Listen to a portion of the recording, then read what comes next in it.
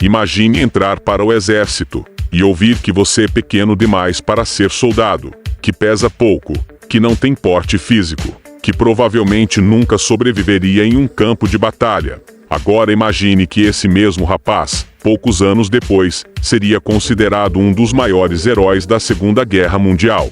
Não porque comandava milhares de homens, não porque era um grande general, mas porque, em um dos momentos mais desesperadores da guerra, tomou uma decisão que parecia completamente suicida.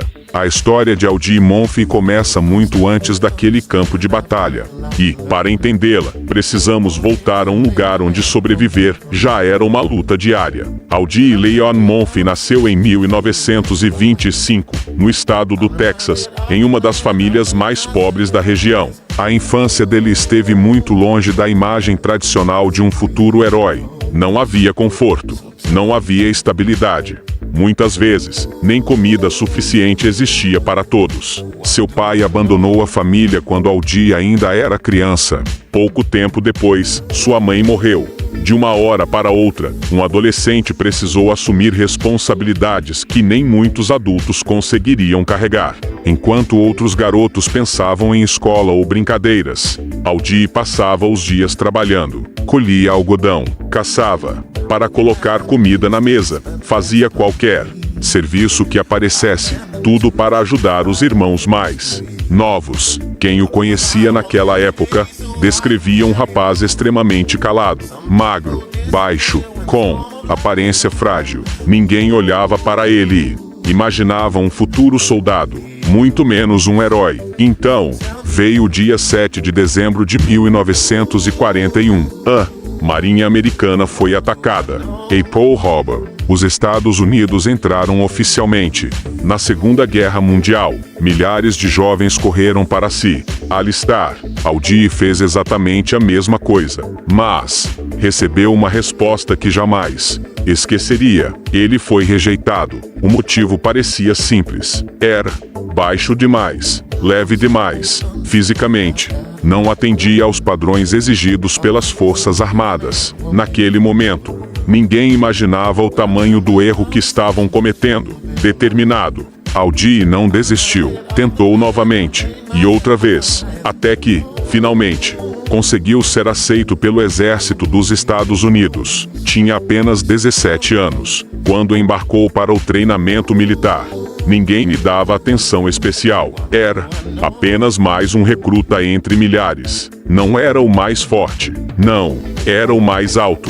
Nem o mais experiente. Mas havia uma característica que começava a chamar a atenção de seus superiores. Ele aprendia incrivelmente rápido durante os treinamentos. Demonstrava uma calma incomum sob pressão. Era disciplinado, observador e tinha uma habilidade impressionante para tomar decisões em poucos segundos. Logo veio a primeira missão de combate. Em 1943, Aldi Monfils desembarcou na Sicília durante a campanha aliada para libertar a Itália. Foi ali que ouviu os primeiros tiros disparados em uma guerra de verdade. Foi ali que viu companheiros morrerem pela primeira vez. E foi ali que percebeu algo que nunca aprendera nos treinamentos. No campo de batalha, não existe roteiro. Tudo pode mudar em segundos. Nos meses seguintes, ele participou de algumas das campanhas mais difíceis da guerra na Europa.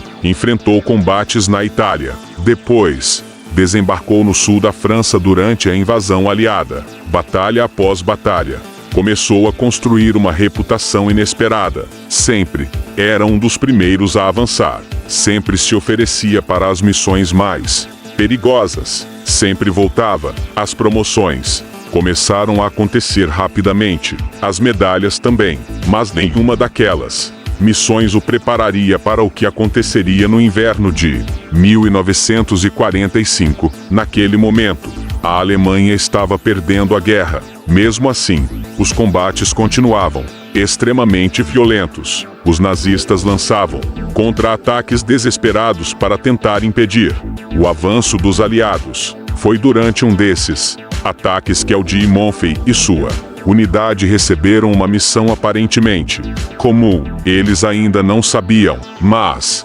Nas horas seguintes, aquele jovem que um dia havia sido considerado pequeno demais para servir no exército enfrentaria a decisão mais difícil de toda a sua vida. E essa decisão entraria para a história militar como um dos atos de coragem mais impressionantes de toda a Segunda Guerra Mundial. Era 26 de janeiro de 1945. O inverno castigava o leste da França. O frio era intenso. A neve cobria o chão. E, para os soldados americanos, cada bosque escondia um perigo. Naquele momento, a Alemanha já estava enfraquecida, mas isso não significava que seus soldados haviam desistido.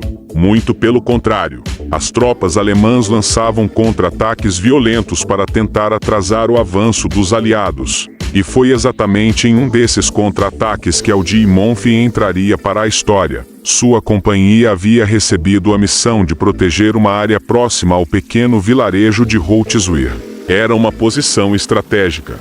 Se os alemães conseguissem romper aquela linha, poderiam colocar toda a operação aliada em risco. No começo, tudo parecia relativamente calmo, mas a tranquilidade durou pouco. Os observadores começaram a notar movimentação entre as árvores. Primeiro alguns soldados, depois veículos blindados. E, em poucos minutos, ficou claro que aquilo não era uma patrulha, era um ataque em grande escala. Os alemães avançavam com infantaria e tanques. A diferença de forças era enorme. Os disparos começaram a atingir as posições americanas. Explosões levantavam terra, neve e estilhaços por todos os lados. A visibilidade diminuía. As comunicações ficavam cada vez mais difíceis. Homens começavam a cair. Aldi Monfils observava tudo enquanto tentava manter seus soldados organizados, mas a situação piorava a cada minuto. Os blindados alemães continuavam avançando. A infantaria se aproximava.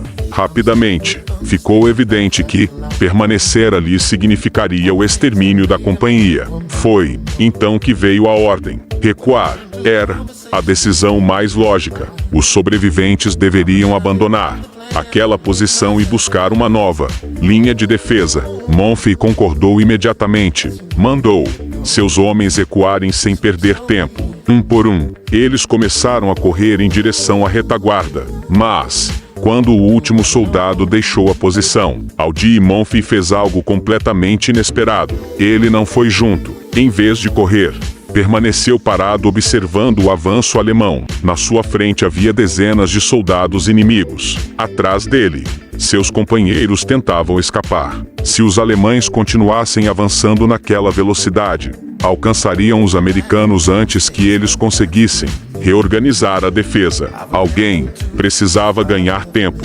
mesmo que isso significasse não voltar vivo. Foi nesse instante que Monfils olhou para um caça-tanques americano M10, que havia sido atingido durante o combate. O veículo estava em chamas. A tripulação já havia abandonado o blindado. A qualquer momento, o fogo poderia alcançar a munição e provocar uma explosão devastadora. Qualquer soldado teria se afastado. Monfils fez exatamente o contrário. Correu em direção ao veículo incendiado, subiu sobre ele e encontrou uma metralhadora calibre 50 ainda funcionando. Era uma arma extremamente poderosa, capaz de disparar centenas de projéteis por minuto. Mas existia um detalhe: ela estava montada em um blindado que queimava rapidamente. A fumaça dificultava a visão. O calor aumentava a cada segundo. Mesmo assim, Monfils segurou a metralhadora, respirou fundo e começou a atirar. Os soldados alemães não esperavam encontrar resistência, muito menos alguém disposto a permanecer sozinho em uma posição praticamente perdida. Os primeiros disparos interromperam o avanço da infantaria. Os alemães buscaram abrigo, sem saber. Eles acreditavam estar enfrentando uma defesa muito maior do que realmente existia. Enquanto disparava sem parar, Monfils fazia outra coisa ao mesmo tempo. Pelo rádio, orientava o fogo da artilharia americana. Entre uma rajada e outra, informava posições inimigas. Corrigia a mira dos canhões e pedia novos disparos. Ele estava lutando praticamente sozinho. contra uma força muito superior, e tudo isso em cima de um veículo que podia explodir a qualquer momento. Cada minuto que passava aumentava as chances de seus companheiros escaparem, mas também diminuía as chances de ele sair vivo dali. E o pior ainda estava por vir, porque, mesmo ferido, Aldi Monfils se recusaria a abandonar sua posição. A cada minuto que passava, a situação ficava mais desesperadora. O fogo consumia o caça-tanques onde Aldi Monfils estava. A fumaça subia rapidamente. O calor era quase insuportável. Bastava que as chamas alcançassem a munição armazenada no veículo para que tudo explodisse.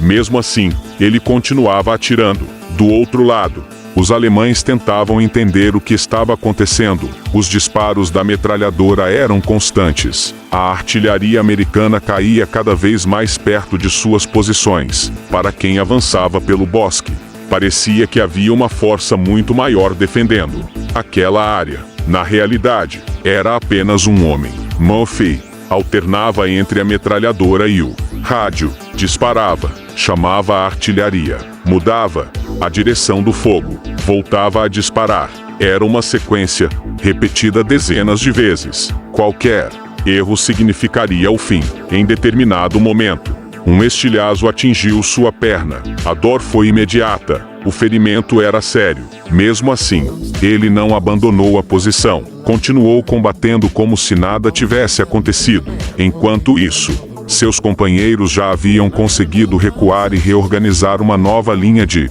defesa. Era exatamente o que Monfils tentava: conquistar tempo. Cada segundo que ele permanecia ali significava mais uma oportunidade para que seus homens sobrevivessem. O combate continuou por quase uma hora. Imagine permanecer 60 minutos enfrentando um inimigo muito superior, em cima de um blindado em chamas, sem saber se o próximo disparo seria o último. É difícil imaginar a pressão daquele momento. Em vários relatos posteriores, soldados americanos disseram que jamais tinham visto alguém agir daquela forma. Então aconteceu algo inesperado. Os alemães começaram a diminuir o ritmo do ataque. A resistência encontrada era muito maior do que imaginavam. Os disparos de artilharia causavam confusão. A metralhadora continuava ativa. Para eles, parecia impossível que tudo aquilo estivesse sendo feito por apenas um soldado.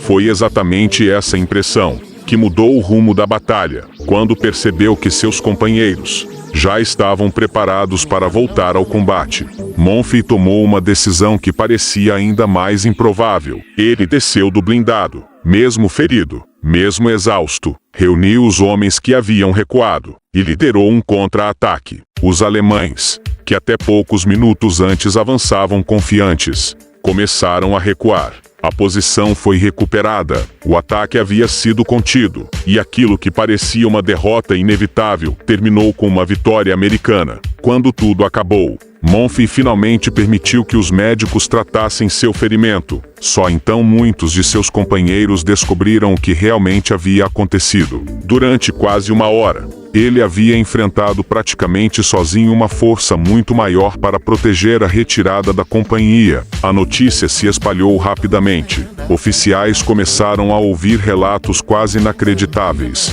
No início, alguns tiveram dificuldade para acreditar. Parecia exagero. Como um único homem poderia impedir o avanço de toda uma força inimiga? Mas os testemunhos se repetiam. Os registros da batalha confirmavam os acontecimentos, e os próprios soldados alemães relataram ter encontrado uma resistência muito maior do que imaginavam. Aquele jovem que havia sido rejeitado pelo exército por ser baixo e magro acabava de realizar um dos atos de bravura mais impressionantes de toda a Segunda Guerra Mundial. Pouco tempo depois, Aldi Monfils receberia a maior condecoração militar dos Estados Unidos. Seu nome passaria a ser conhecido em todo o país. Os jornais o chamariam de herói. Mas existe uma parte dessa história que muita gente desconhece. A batalha terminou naquele dia. A guerra também terminaria alguns meses depois. Só que,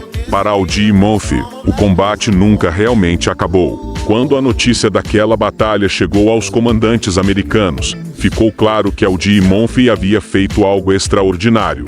Os relatos eram tão impressionantes que precisaram ser confirmados por diferentes testemunhas. Soldados que estavam na retirada contaram a mesma história. Oficiais chegaram à mesma conclusão. Até documentos militares alemães ajudavam a explicar por que o ataque havia perdido força naquele setor. Pouco tempo depois, Aldi Monfils recebeu a maior honraria militar dos Estados Unidos. A Medalha de Honra era o reconhecimento por um ato de coragem que poucos conseguiriam repetir, mas aquela seria apenas uma entre muitas condecorações. Ao fim da Segunda Guerra Mundial, Monfils havia recebido mais de 30 medalhas americanas, além de condecorações concedidas por países aliados, como França e Bélgica. Tornou-se o soldado americano mais condecorado da Segunda Guerra Mundial, quando voltou para casa.